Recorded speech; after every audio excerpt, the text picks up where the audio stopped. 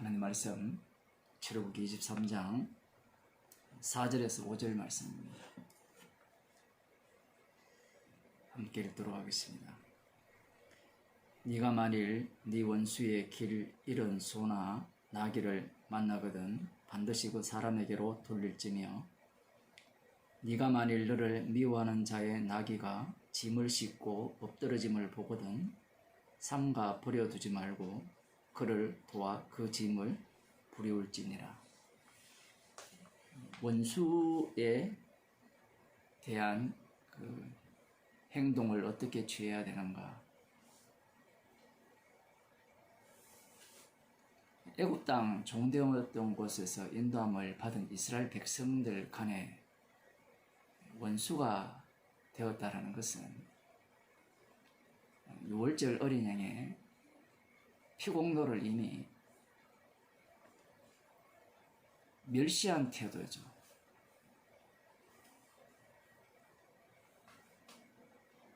약속의 땅에 들어갔을 때 이스라엘 백성들이 이 원수에 대해서 어떤 태도를 취하는가? 우리들을 보게 되면 원수에게 과연 이럴 수 있는가? 어떤 사람은 원수를 사랑하라. 그래서 원수를 사랑했다. 내 아들을 죽인 그놈을 내가 양자로 삼아서 키웠다. 율법을 지켜내버리죠. 율법은 십자가를 증거하고 있거든요. 율법은 예수님을 소개하고 있어요. 십자가 지신 예수님이 심판주가 되시고 생명주가 되심을, 축복과 저주가, 사랑과 미움이 십자가에서 나온다는 것을 증거하는 율법인데 인간이 지켰다라는 겁니다. 그러니 그러한 인간들은 복음을 모르는 자들이죠. 십자가의 원수, 죄인 중에 개수로 드러나야 되는데 사랑의 원자탄이 되었다라는 것은 예수님보다 더 존경받는 자리, 칭찬받는 자리에 가버린 거예요. 예수님께서 제자들을 위해서 목숨을 버렸다. 자기가 사랑하는 자들을 위해서 목숨을 버렸다라고 했을 때 그 버리심은 사망에서 생명으로 옮기는 버리심입니다. 말씀을 조금 더 보게 되면 이 이웃에 대해서 어떻게 행동을 해야 되는가, 그러한 것들은 레위기 19장을 한번 보겠습니다. 레위기 19장을 보면 이런 말씀이 나옵니다. 18절에 17절에 너는 내 형제를 마음으로 미워하지 말며 이웃을 인하여 죄를 당치 않도록 그를 반드시 책성하라. 형제를 마음으로 미워하지 말라는 거예요. 미워하지 말라는 것은 이미 미워할 그 상황이, 그 사태가 벌어졌다라는 겁니다. 이미 벌어졌는데 마음이 이미 미워하는데 어떻게 미워하지 않을 수가 있느냐라는 거죠. 거기에서 이제 더 빠져들어 가지고 그 사람을 책망을 하여서 네가 그 죄 속에 빠져들지 않도록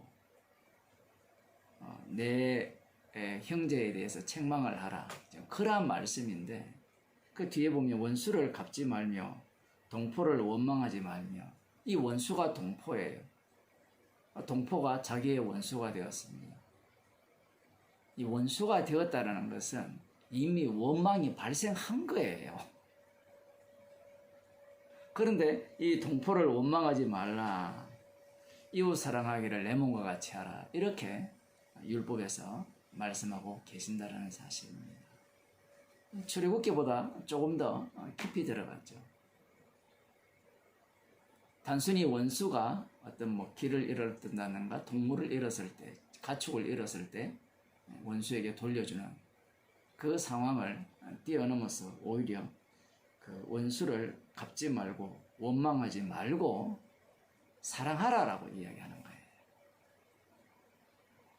이웃이 원수고 이웃이 동포고 이웃이 나의 원수가 되었다라는 겁니다. 여기에 대해서 잠언서를 한번 보겠습니다. 잠언서에 보면 이제 조금 더 뭐라고 할까요? 깊이 있는 말씀이 나오는데 여기에는 원수를 미워하지 말고 그렇게 레위에서 그렇게 레위기를 다시 보면 원수를 갚지 말며 동포를 원망하지 말며 이웃 사랑하기를 내 몸과 같이 하라. 이것을 조금 더 구체적으로 말씀해 놓은 게 잠언서 25장에 나오거든요. 잠언서 25장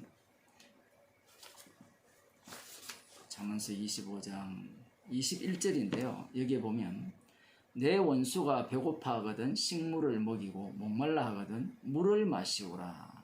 그리하는 것은 핀수스로 그의 머리에 놓는 것과 일반이요 여호와께서는 네게 상을 주시리라.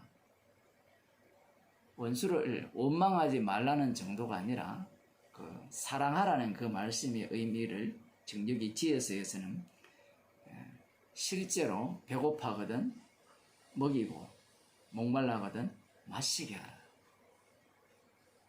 이렇게 말씀하고 계세요. 이 말씀을 이제 로마서 12장에서 인용을 하는데 이 구약의 말씀이 신약으로 넘어가는데 로마서로 넘어가기 전에 예수님께서 이 원수에 대해서 어떻게 말씀하신 것을 먼저 한번 살펴봐야 됩니다. 마태복음 5장 43절입니다. 내 이웃을 사랑하고 내 원수를 미워하라 하였다는 것을 너희가 들었으나. 방금 우리들이 살펴본 출애굽기 레위기 19장, 출애굽기 23장, 그리고 잠언서 25장 여기에서 원수를 여기에 보면 예수님은 이웃은 사랑하고 원수는 미워하라 하였다는 것을 너희가 들었다라고 말씀하고 계세요. 근데 방금 우리들이 살펴본 본문에 의하면 원수를 미워하라는 본문은 없습니다. 제가 알기로는 원수를 미워하라는 말씀은 없어요. 율법에는 모두가 다 앞서서 원수를 사랑하라 하죠. 원수가 목마르거든 마시게 하고 줄이거든 먹여라. 이렇게 말씀하고 있다라는 겁니다. 그러면 예수님께서 구약을 잘 몰라서 이웃을 사랑하고 내 원수를 미워하라 하였다는 것을 너희가 들었거니와. 뭔가 안 맞잖아요. 그래서 사람들이 이 본문을 해석을 할 때 이렇게 이야기를 해요. 그 당시 바리새인들이 율법을 곡해했다라고. 그래서 그들이 율법을 해석한 그 문제점을 예수님께서 지적하고 계신다라고 이렇게 해석을 합니다. 어쨌든 이 목사들이나 신학자들은 이해를 시켜야 돼요. 안 맞으면 안 되기 때문에 예수님 편에 서서 예수님은 틀리지 않을 거니까 그러면 누가 잘못되었는가라고 할 때는 성경은 틀리지 않고 구약 율법도 이와 다르게 말씀되어지고 있으니까 유대인들이 이 율법을 이런 식으로 곡해하면서 가르쳤다라는 겁니다. 그 말도 일리는 있어요. 그런데 말입니다. 문제가 어떤 식으로 발생되느냐라고 하면 느헤미야를 한번 보겠습니다. 느헤미야 13장 끝장입니다. 13장 그 끝에 보면 23절을 보면 그때 내가 또 본즉 유다 사람이 아스돗과 암몬과 모압 여인을 취하여 아내를 삼았는데 그 자녀가 아스돗 방언을 절반쯤은 하여도 유다 방언은 못하니 그 하는 말이 각 족속의 방언이므로 내가 책망하고 저주하며 두어 사람을 때리고 그 머리털을 뽑고 이르되 너희는 너희 딸들로 저희 아들들에게 주지 말고 너희 아들들이나 너희를 위하여 저희 딸을 데려오지 않겠다고 하나님을 가리켜 맹세하라 하고 또 이르기를 옛적에 이스라엘 왕 솔로몬이 이 일로 범죄하지 아니하였느냐. 저는 열국 중에 비길 왕이 없이 하나님의 사랑을 입은 자라. 하나님이 저로 왕을 삼아 온 이스라엘을 다스리게 하셨으나 이방 여인이 저로 범죄케 하였나니 너희가 이방 여인을 취하여 크게 악을 행하여 우리 하나님께 범죄하는 것을 우리가 어찌 용납하겠느냐. 바벨론 포로에서 돌아왔어요. 성전까지 다 지은 그 상황에서 지금 이들이 어떤 모습을 보이는가? 그 느헤미야가 볼 때는 이 솔로몬이 이방 여인과 결혼해서 그들의 풍습을, 그 우상 숭배를 고스란히 갖고 와서 이 이스라엘이 멸망당했다라는 그러한 과거 역사의 경험이 있단 말이에요. 그런데 지금 이들이 이방 여인과 결혼했어요. 율법을 어겼죠. 그럼 이들이 느헤미야에게는 원수예요, 원수가 아니에요? 쉽게 말씀드리면 이스라엘을 멸망케 한 자들은 이스라엘 백성들에게는 원수입니까? 원수가 아닙니까? 원수예요. 지금 이들이 이방 여인과 결혼을 했잖아요. 그러면 느헤미야의 원수가 됩니다. 그러면 원수를 사랑하라 했잖아요. 그런데 느헤미야가 어떻게 합니까? 지금 무시무시합니다. 지금 여기에 보면 때려요. 그리고 머리털을 뽑습니다. 이건 오늘날로 표현하면 목사가 이 교인들이 말씀대로 살지 아니하면 때려요. 머리털을 뽑아요. 그런 목사 되게 많습니다, 여러분. 의외로 많아요. 제가 아는 어떤 교회는 십자가 이야기하는데 그 교회 목사가 여자인데 교인들을 막 팹니다. 그래도 좋다고 거기에 말씀 듣고 아멘하고 앉아있어요. 말씀대로니까 이 본문을 갖고 때리면 머리털을 뽑으면요 다 아멘하게 돼 있어요. 왜냐하면 이들은 하나님의 원수거든요. 그런데 앞부분에 분명히 원수를 사랑하라 했잖아요.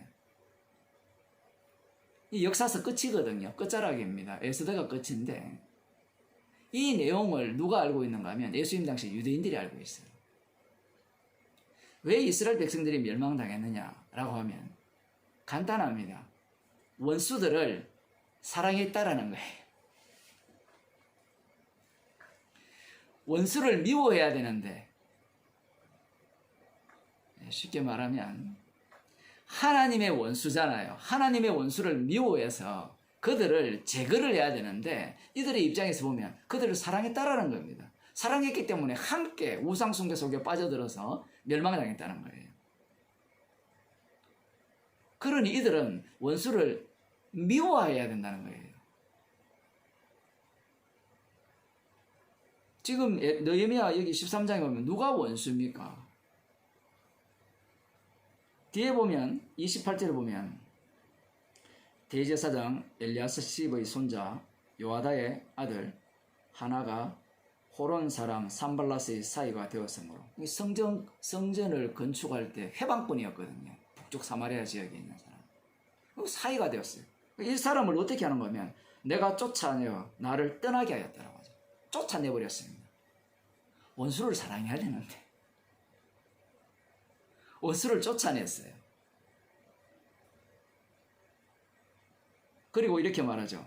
내 하나님이여 저희가 제사장의 직분을 더럽히고 제사장의 직분과 레위 사람에 대한 언약을 어기었사오니 저희를 기억하옵소서. 내가 이와 같이 저희로 이방 사람을 떠나게 하여 깨끗하게 하고 완전히 이방 사람같이 여겨버리고 쫓아내버리고 제사장과 레위 사람의 반열을 세워 각각 그 일을 맡게 하고 또 정한 기한에 나무와 처음 익은 것을 드리게 하여 사오니 내 하나님이여 나를 기억하사 복을 주옵소서. 복을 받는 길은 원수를 미워하고 쫓아내고 때리고 머리털을 뽑는 거예요. 그걸 내버려 두면 안 됩니다. 그래서 예수님 당시에 바리새인들은 세리나 창기들과 상종을 안 하는 거예요.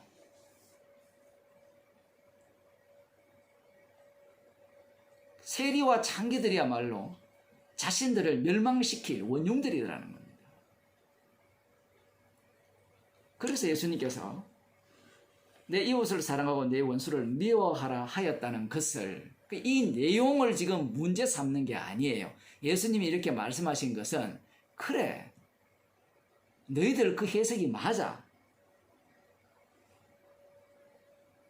그런데 율법의 본래 의미는 무엇이냐라고 할 때는 다시 틀어버리죠. 어떻게 트시는가 하면, 나는 너희에게 이르노니 너희 원수를 사랑하며 너희를 핍박하는 자를 위하여 기도하라. 이게 말이 돼요?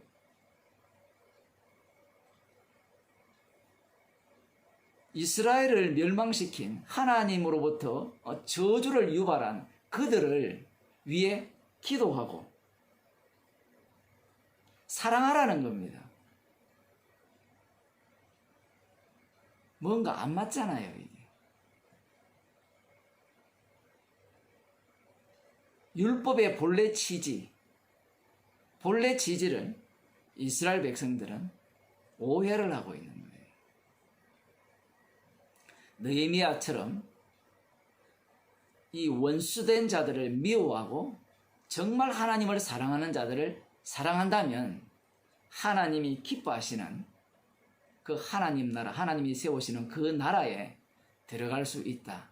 이런 생각을 갖고 있는 겁니다. 그런데 예수님께서 이들을 향해서 내 이웃, 원수를 사랑하며 너희를 핍박한 자를 위하여 기도하라. 이렇게 말씀하신 거예요.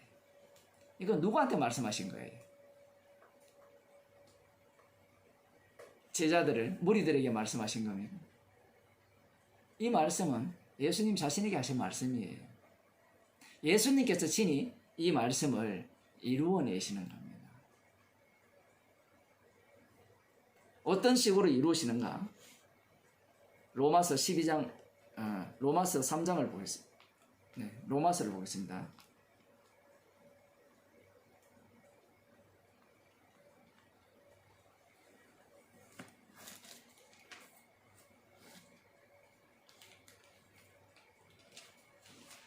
로마서 3장입니다. 주님께서는 우리가 원수 되었을 때 아들을 대속물로 삼아서 자기의 사랑을 확증하셨어요.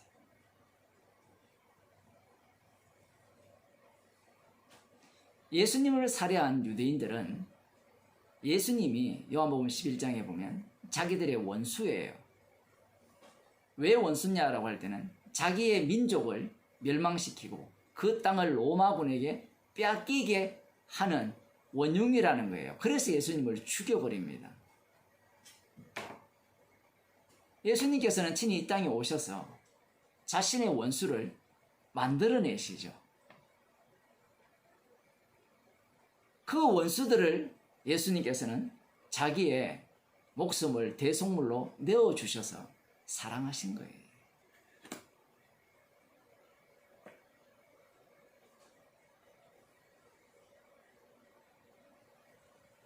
이 원수를 사랑하고 나중에 원수를 로마서 12장을 보면 이렇게 말씀합니다. 로마서 12장에 보면 내 사랑하는 자들아 너희가 친히 원수를 갚지 말고 진노하심에 맡기라. 기록되었으되 원수 갚는 것이 내게 있으니 내가 갚으리라고 주께서 말씀하시니라. 내 원수가 줄이거든 먹이고 목마르거든 마시오라. 그리함으로 내가 숯불을 그 머리에 쌓아 놓으리라. 이렇게 말씀을 하시는데 예수님께서 이 출애굽기 23장에 나오는 4절 5절에 나오는 이 원수에 대한 사랑을 어떻게 성취하셨느냐라고 할 때는 자기 자신의 목숨을 대속물로 내어 주심으로 성취를 하시죠. 그러면 그것으로 끝나느냐? 그게 아닙니다. 대성물의 혜택을 입은 성도들에게 이 로마서 12장에서는 원수를 친히 갚지 말고 진노하심에 맡겨라 이렇게 말씀합니다. 그러면서 이 잠언서에 나오는 줄이거든 마시게 하고 줄이거든 먹이고 목마르거든 마시게 하라 이런 식으로 표현을 해요.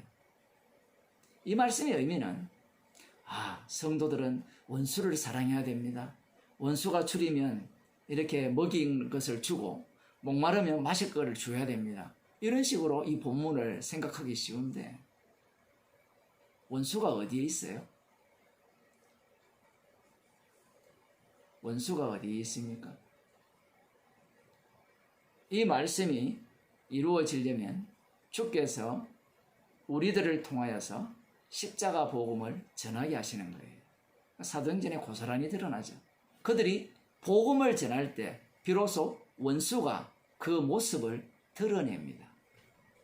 여기에 나오는 원수는 진노하심에 맡기라. 지옥 가는 자들이 원수죠. 그러면 이 복음을 전할 때 이 원수들이 등장할 때 그들이 진짜 원수냐라는 문제가 발생해요. 사도 바울 같은 경우에는 스데반을 죽였잖아요. 예수 믿는 자를 핍박했잖아요. 그가 원수입니까? 성도가 할 일은요, 십자가 사랑을 전가하는 일뿐입니다. 성도는 재판관이 아니에요. 심판주가 아닙니다. 성도는 십자가 사랑을 전가할 뿐이에요. 그런 가운데 주께서 창세전에 어린 양의 피로 구원함을 입은 자들은 긍휼의 그릇으로 주의 사랑을 잊게 되지만 그렇지 못한 자들은 이 복음이 전파되는 가운데 그들이 당해야 될 그 진노만 차곡차곡 쌓이게 된다는 사실입니다. 받은 것이 없는 자는 십자가 사랑을 내어놓으려고 하는 게 아니라 십자가를 자랑하는 것이 아니라 원수를 사랑하는 그 행위를 내어놓으려고 해요. 그러나 주께서 주신 성령을 받은 자들은 주님께서 친히 원수 되었을 때 자신의 목숨을 대속물로 내어놓았듯이 그 십자가 사랑을 전가하는 정인으로 이 땅에 살아가는 겁니다. 기도하시겠습니다. 하나님 아버지,